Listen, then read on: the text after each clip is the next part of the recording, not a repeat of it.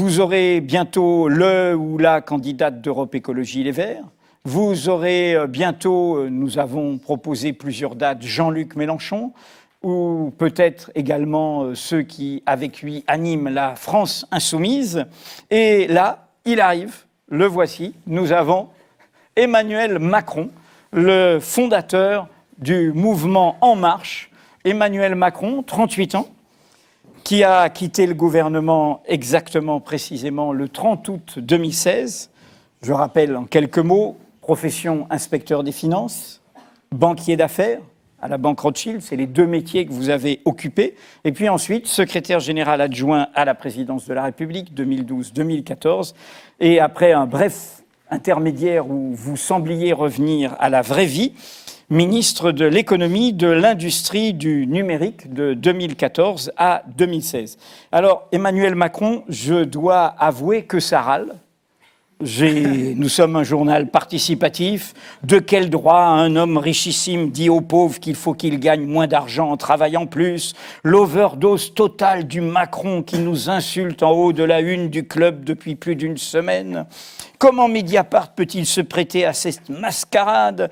À quoi joue Mediapart? On cherche à élargir le lectorat, à explorer de nouveaux segments de marché avec notre argent. Hein. Seuls nos lecteurs peuvent nous acheter. Notre journal. Macron me rappelle furieusement Pompidou. Avec Macron à l'Élysée, les banques sont directement aux manettes. Bref, nous avons eu droit à tout ça. Alors, à votre invitation, hein, je veux clarifier. Je sais bien. Et nous n'allons pas les décevoir avec votre aide. Parce que vous êtes à Mediapart. Alors à Mediapart, il y a les questions qui fâchent, des interpellations franches et directes. Et puis, 2 heures, ça donne le temps de voir ce qu'on a dans le ventre. Et donc, c'est le but. Vous avez du temps. On ne cherche pas à gagner. Personne ne marque de points. Mais on voit ce qu'il y a réellement derrière une personne que les gens ont vue dans des magazines, dans des émissions plus formatées.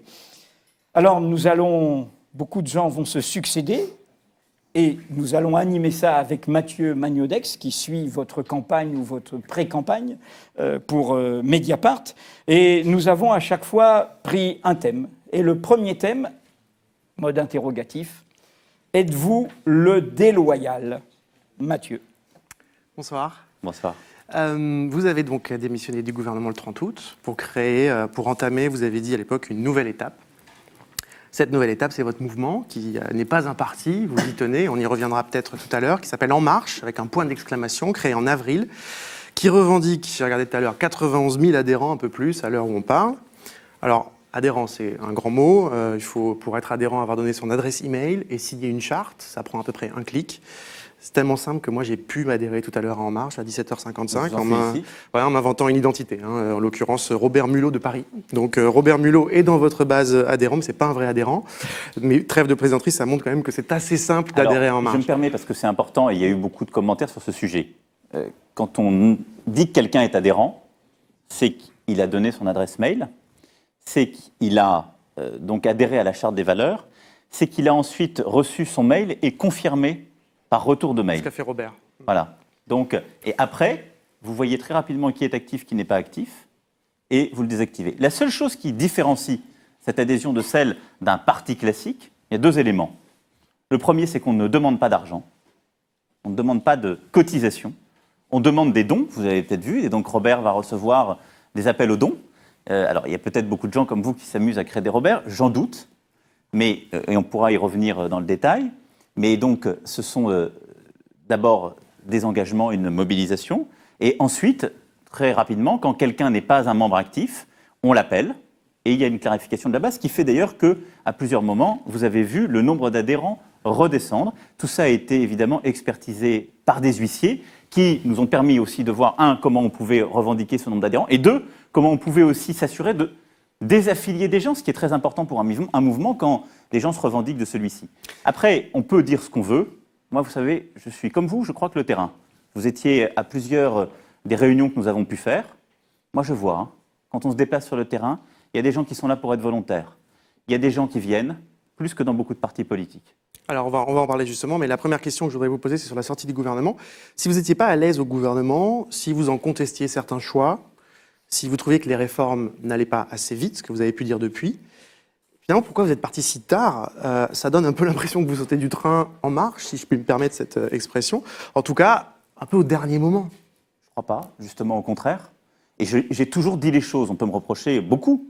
Je crois avoir été constamment cohérent. Je n'ai pas cherché, je n'ai pas construit ma vie personnelle, politique, pour devenir ministre ou me retrouver devant vous aujourd'hui. C'est le fruit d'engagement, de hasard objectif pour les uns ou de hasard complet pour les autres, qu'importe.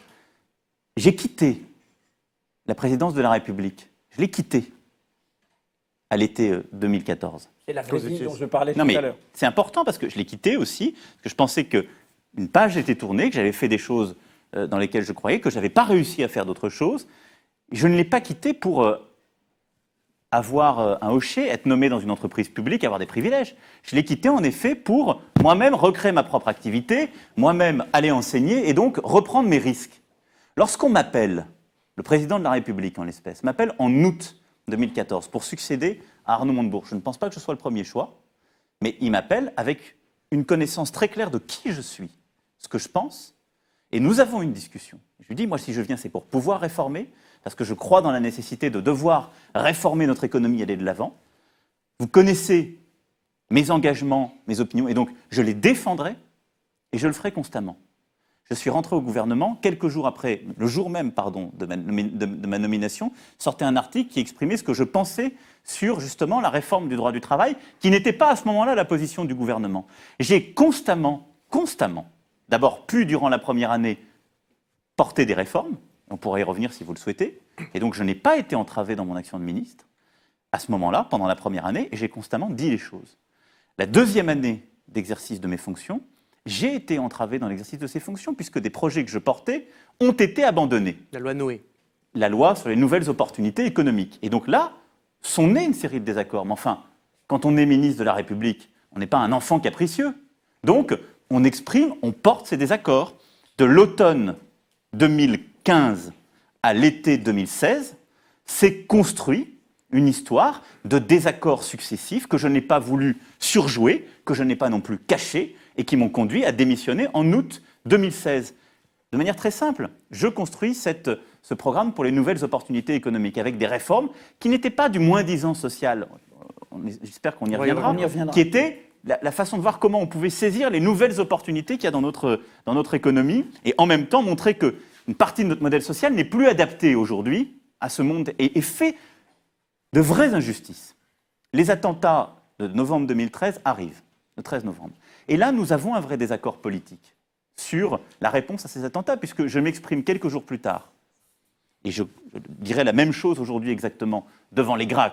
J'ai été invité à conclure leur université d'été. Je ne pense pas que ce soit les grands amis de vos lecteurs qui ont écrit tout cela. Mais il y a toutes sortes de lecteurs à Mediapart. Donc c'est parfait. Mais moi-même, j'y suis allé en appelant un discours de responsabilité.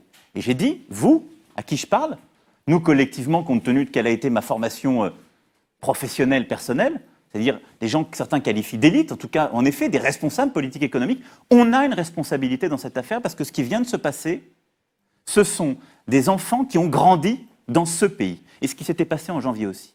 Et donc, ça n'est pas excusé, mais nous avons une responsabilité qui est d'essayer d'expliquer et de faire que ça ne se reproduise pas. Il y a un problème dans cette société. Et là, nous avons eu un premier désaccord politique exprimé par le Premier ministre lui-même quelques jours plus tard à l'Assemblée, qui, me visant directement, a dit « expliquer, c'est commencer à excuser, c'est inacceptable ».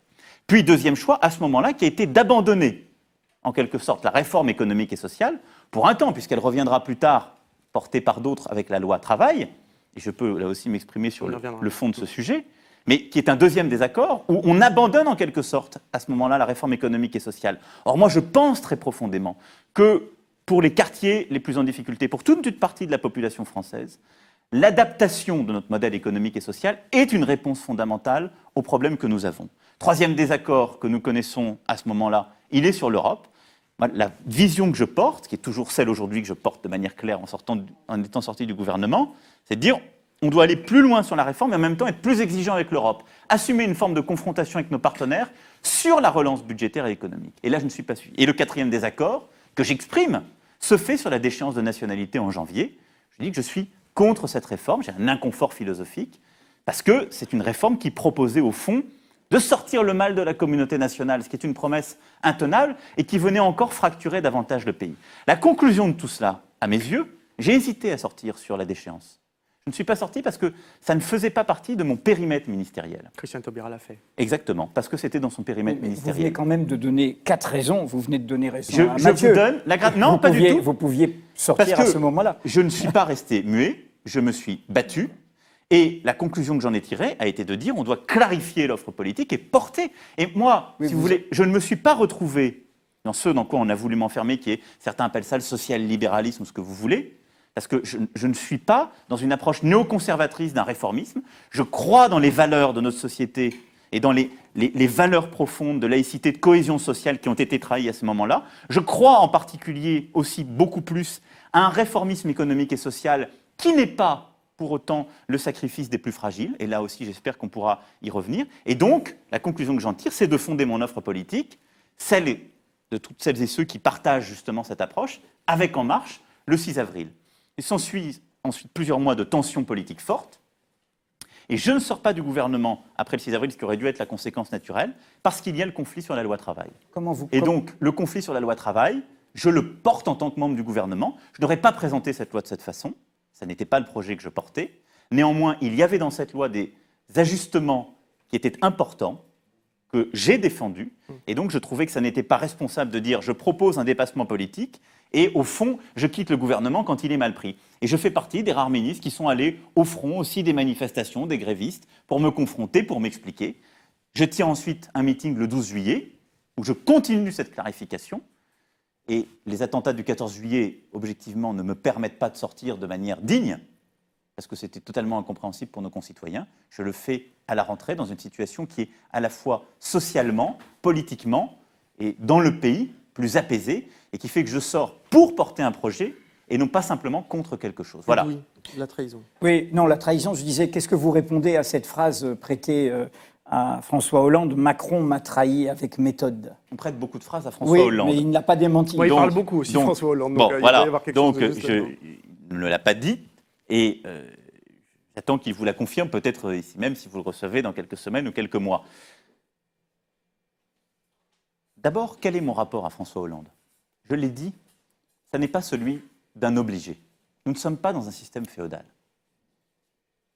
Et donc, il y a un rapport de loyauté qui conduit à définir une trahison ou pas. Est-ce que j'ai été, au fond, est-ce que je l'ai trahi? Est-ce que j'ai été déloyal en ne disant pas qui j'étais? Du jour où j'ai accepté d'être ministre, j'ai dit les choses et il savait qui j'étais. Puisqu'il me connaissait, j'avais quitté l'Élysée. Est-ce que j'ai caché mes opinions? Accord ou désaccord? À aucun moment. J'ai porté mes opinions, quand bien même elles n'étaient pas tout à fait partagées par lui, au Parlement, devant une majorité qui ne les partageait pas non plus, avec conviction. J'ai porté mes désaccords. Est-ce que je l'ai fait de l'intérieur? Pendant les quelques mois où j'ai considéré qu'il n'était pas digne de sortir, je suis ensuite sorti pour prendre mes risques. La trahison, la déloyauté, ça aurait été de rester dans le gouvernement, de les porter, de faire ce que j'entends parfois, c'est-à-dire des gens qui sont plus capables, de jouer l'empêchement de l'intérieur, le cynisme. Je ne l'ai pas fait. J'ai pris mes risques. Et ensuite, j'aurais trahi si j'avais construit ma carrière politique comme un obligé politique. Ça n'est pas le cas. J'étais un homme libre. Je suis venu du secteur privé. J'avais mon indépendance. Je suis parti de l'Élysée en étant un homme indépendant. Je n'ai pas demandé de gage. Et est-ce que j'ai quitté le ministère qui était le mien, que j'ai servi avec honneur et bonheur? Et ça a été un déchirement pour moi de partir. Est-ce que je l'ai quitté pour aller suivre un candidat mieux positionné que François Hollande? Ce que certains ont fait par le passé. Ça, c'est de la trahison.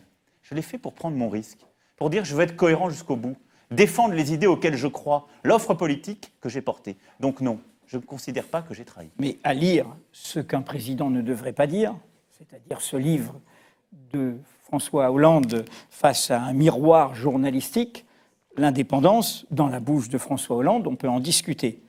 Je cite, « Emmanuel Macron, c'est moi ». Chapitre titré « La créature ». Il n'est pas dans une stratégie personnelle sur le plan politique. Je pense qu'il est loyal, donc pas traître. Mais la suite, je pense qu'il ne sera pas candidat. En clair, vous êtes un leurre. Et quand François Hollande va annoncer sa candidature, vous disparaissez? Alors, si j'étais un leurre, je serais un suicidaire.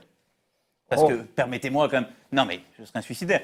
Qu'est-ce que je dis depuis maintenant plus de 7 mois aux Français?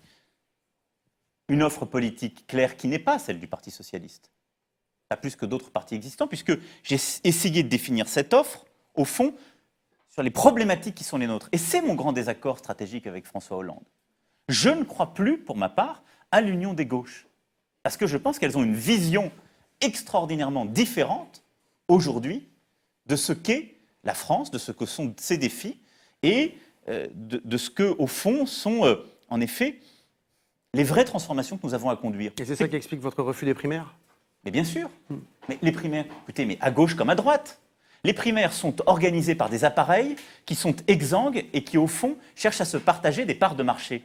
À quoi sert un parti politique? À construire une offre idéologique claire, avoir des militants, quels que soient les Robert du 12e arrondissement qui peuvent s'y infiltrer. Et je vous rassure, il y a aussi, je crois, quelques fausses cartes dans les partis existants. En tout cas, c'est ce que je me suis laissé dire. Donc, avoir des gens et définir un leadership, désigner des gens qui vont aux élections. Les partis politiques, le Parti socialiste comme les Républicains, ne savent plus le faire aujourd'hui. Ils ne le font pas. Puisque nous avons une primaire du Parti socialiste et une primaire des Républicains. Mais surtout, le plus grave, et c'est ce qui fait que je ne peux pas être un leurre, ni ne suis la créature. Je ne sais si, je crois que vos collègues ont reproduit un verbatim, donc je ne vais pas dire qu'il ne l'a pas dit, et il n'a pas démenti non plus. Dire de quelqu'un c'est moi ou c'est ma créature, c'est désobligeant. C'est sans doute une faute d'hubris. C'est la pire en politique. Vous l'avez lu, ce livre? Non, je ne l'ai pas lu. Et... Je ne l'ai pas lu parce que j'aime la confrontation, c'est pour ça que je suis chez vous ce soir. Je n'aime pas la complaisance. Et j'ai, au fond, une trop haute opinion de ce qu'est le métier de journaliste et de ce qu'est la mission du politique. Est-ce que, quand même, de ce que vous en entendez, vous n'avez pas le sentiment que ça donne ce sentiment d'agonie d'un régime politique je n'ai pas, à bout de souffle? Non, je crois que c'est caractéristique, d'abord, d'une génération politique. Je vais vous dire les choses très franchement. Je pense que ce n'est pas lié au régime, ce sont les pratiques. Pas le régime, ce n'est pas les institutions. On peut reprocher des choses aux institutions. J'en ai parlé il y a quelques semaines. Ce sont des pratiques politiques, pas les institutions. La même Ve République apportait des gens qui n'avaient pas les mêmes pratiques. Bon. Il y a aujourd'hui une connivence qui existe entre le monde politique et le monde médiatique, dans laquelle je ne me complais pas. Et je crois qu'elle est assez générationnelle. Cette génération, de gauche comme de droite, a beaucoup vécu avec les médias. Parfois vécu directement. Et elle a vous aimez bien les médias aussi quand même. Enfin, mais non, je vais vous dire très cyniquement. Ils vous aiment bien aussi, certainement. Je vais vous dire très cyniquement. Je n'ai pas d'amis journalistes. Je ne fais pas de connivence, je ne fais pas de confidence. Et si aujourd'hui les médias parlent de moi, si je suis chez vous, c'est qu'il y a un intérêt, c'est que je fais vendre. Le jour où je n'intéresserai plus, il n'y aura plus du tout le même intérêt. Et les médias ne le font pas par complaisance. Donc là, je vous rassure.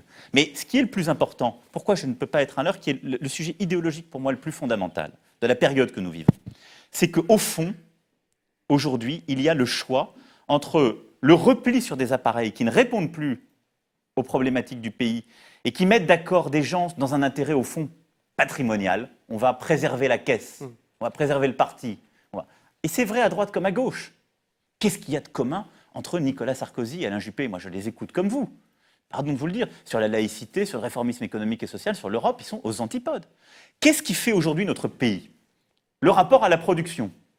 Est-ce qu'on croit dans l'innovation? Est-ce qu'on est contre? Le rapport aux équilibres économiques et sociaux. Est-ce qu'on est pour, au fond, moi, ce que j'appelle la société de statut dans laquelle nous sommes, qui est le fruit, là aussi, de nos pratiques et des compromis trouvés après-guerre, ou une société de mobilité, qui parfois conduit à les revisiter et, à mes yeux, crée plus de justice et plus d'efficacité. Quel est notre rapport aux inégalités économiques? Moi, je ne me retrouve ni dans la vision de la droite, qui consiste à dire les inégalités, c'est pas grave, on s'arrangera plus tard, on voit ce qui se passe en Angleterre, aux États-Unis, ni dans celle de la gauche qui les traite par l'égalitarisme ou le fiscal.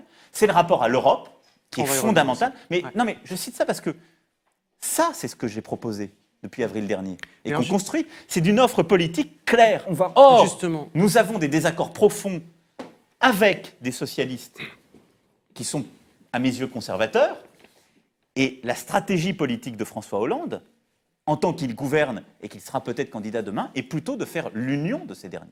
Donc je ne peux pas être un leurre parce que je n'existe pas dans l'offre politique qui est la sienne. On va décliner tout ça. Une dernière question dans cette phase-là. Une question et demie. On parle du rapport aux médias que vous avez. Vous avez fait des meetings en octobre pour présenter votre diagnostic de la France.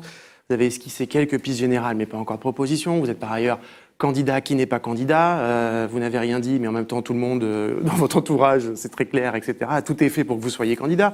Pourquoi vous dites pas tout simplement, là, je suis candidat à 7 mois de la présidentielle, oui, je suis candidat. Exclusivité Mediapart, vous êtes candidat. Non, mais parce que ce sont Merci, pas des j'essaie choses... d'être un peu fin, alors bon. Non, mais je vais vous dire. Parce que je crois dans la méthode. Il vous a cassé la baraque. Non, C'est pas très cassé. léger non plus, hein, je n'étais pas d'une cassé. finesse énorme. Non, mais parce que d'abord, j'ai plutôt l'esprit de méthode. Et ensuite, parce que je pense que ce sont des décisions qui ne se prennent pas à la légère. J'ai l'esprit de méthode parce que ce n'est pas quelque chose qui se fait du jour au lendemain. Et je dis, voilà, bah tiens, j'ai réfléchi ce soir, je suis venu chez vous. Je trouverais ça sympathique, je suis candidat. Ça n'a aucun sens. Qu'est-ce qui vous retient? Mais d'abord, il y a une cristallisation personnelle, morale, oui, vraiment personnelle, sur le fond, et qui, à un moment, doit finir de mûrir. Ensuite, j'avais 2 préalables qui sont en train d'être consolidés. Le premier, c'était d'avoir une offre idéologique claire, qui reposait d'ailleurs sur le travail de constat qui a été fait, la Grande Marche. Et ces 3 rencontres qui ont été faites, que vous avez citées en octobre, c'est là où vous voyez d'ailleurs le fonctionnement médiatique. Vous dites, il n'y a pas eu de propositions, etc. Les propositions... Non, il y a eu des choses. Mais surtout, il y a eu des arrêts qui ont été donnés, et il y a un regard. La politique, c'est un regard sur les choses. Il y a un regard sur tous les sujets fondamentaux, hors quelques sujets qui ne se prêtaient pas à l'exercice du diagnostic comme l'international, mais il y a eu un regard porté. Donc j'ai coloré chacun de ces sujets. Et j'ai construit le socle idéologique, et donc j'invite nos téléspectateurs à les lire, parce que c'est des textes qui sont assez longs. J'ai construit ce socle, on peut être en accord, en désaccord, mais j'ai expliqué clairement moi, comment je voyais chacun de ces sujets. Ça ne sert à rien de faire des propositions si on n'est pas d'accord sur les fondations. Je veux dire, si on n'a pas une vision établie, par exemple, du rapport à la laïcité, vous pouvez dire, moi je propose qu'on aille former les imams, faire ceci, cela, ça n'a aucun sens. Donc le socle est là. Le socle idéologique, on l'a installé en octobre. Ensuite, il fallait structurer ce mouvement. On a eu plus de 12 000 personnes qui ont été des membres actifs de cette grande marche. On a eu plus de 10 000 personnes qui ont voulu être des membres actifs du mouvement. Il y a eu tout un processus et donc on a identifié les 100 référents départementaux la semaine dernière, 1500 comités locaux qui se sont formés. Et donc on structure les choses parce que je veux que cette offre politique progressiste dure. Parce que je crois à cette recomposition politique dans un clivage nouveau entre progressistes et conservateurs. Et donc je veux qu'elle dure. Ça n'est pas, si vous voulez, quelque chose qu'on veut faire là, en quelques mois, à la va-vite, qui aurait vocation à disparaître. Et donc, ces 2 choses-là, elles devaient s'ancrer. C'est ça sur quoi on travaille. Et la chose viendra en son temps. Et ça lui fait des ennemis, cette chose qui Ouais, dure. une petite question pour finir. On a 2 minutes là avant de passer, avant que Laurent nous rejoigne. En avril, votre épouse a donné une interview à Paris Match pour, a-t-elle dit, démentir des rumeurs de caniveau vous concernant. C'est ce que je cite. Rumeurs qui, semble-t-il, persistent, puisque dans l'Express du 21 septembre dernier, il y a eu cet article intitulé « Le temps des boules puantes », avec en gros des boules puantes, ça a l'air très très grave.